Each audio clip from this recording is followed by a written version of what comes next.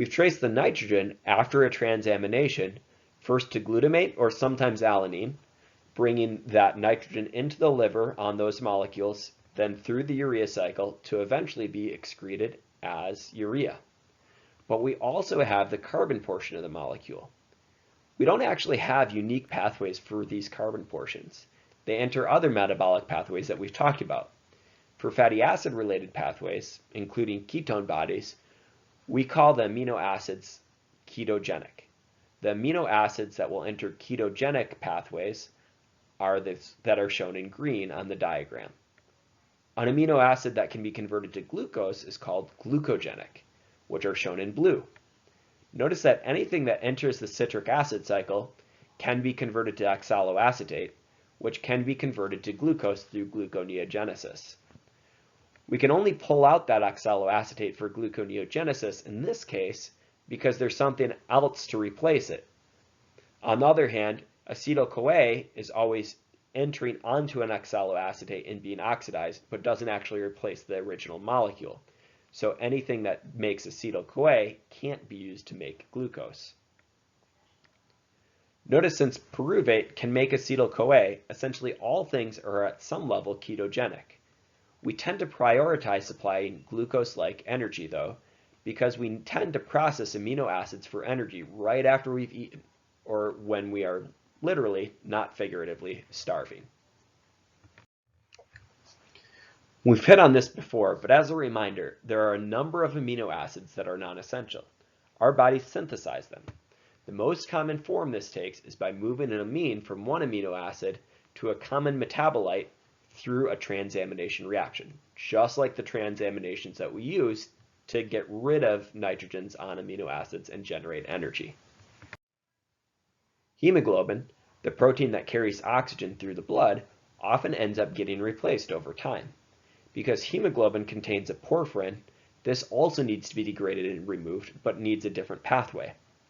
When this happens, the iron is removed and recycled, but the porphyrin itself is oxidized to a compound called biliverdin, then converted to bilirubin, and eventually the bile pigments urobilin, which colors your urine, and stercobilin, which colors your feces.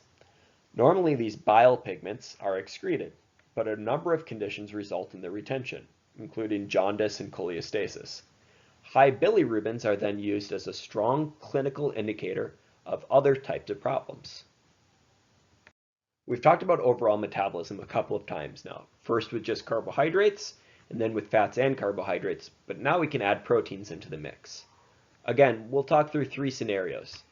The first is right after we eat.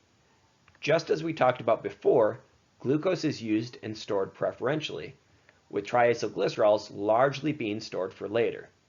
That's because insulin triggers our response to use up all the glucose that we can while we store other energy for later. Some amino acids might be used, but many are separated to ultimately eliminate nitrogen as urea and store the carbons for later as fat. Even some glucose may be stored as fat using the pentose phosphate pathway. If we haven't eaten for a while, a fast, glucose levels start to go down, and we switch from being controlled by insulin to being controlled by glucagon.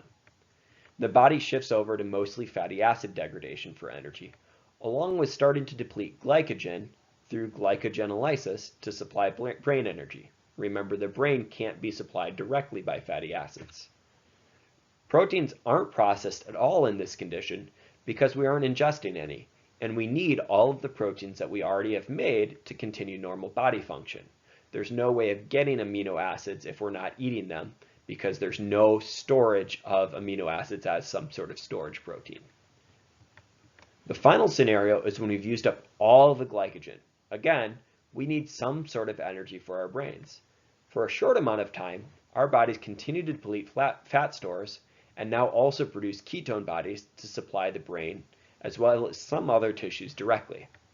If blood pH starts to drop from ketosis, then body protein, which you probably wanted for something else, starts to get degraded for energy.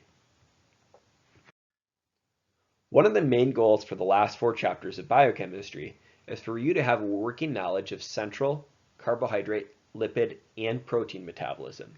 and the implications that these pathways has for how your body collects, stores, and uses energy. No single diagram can capture all of these pathways, but this diagram gives a good reminder for how the new parts of metabolism, specific to proteins, join in with the other pathways that we've learned. Notably missing from this diagram are glycogenesis and glycogenolysis, the pentose phosphate pathway, and all of our anaerobic pathways. Make sure that you know the starting and ending point for all of the pathways that we've talked about, whether they are anabolic or catabolic, and how they're controlled by different types of hormones. Know specifically how to calculate yields in ATP for hexoses, so like glucose, galactose, and fructose, through glycolysis, but also be able to calculate ATP yields for fatty acids using fatty acid degradation. Also know how to calculate the costs for fatty acids in lipogenesis. In general, you should also know whether we gain or lose energy when we store a molecule for later, and which pathways, the anabolic or catabolic, are going to cost us energy to run. You've learned a lot this semester. I know it didn't feel like it at the end of an ed puzzle sitting alone in your room, but you've accomplished a lot. Thanks for a great semester, albeit with a really anticlimactic end. Have a great summer.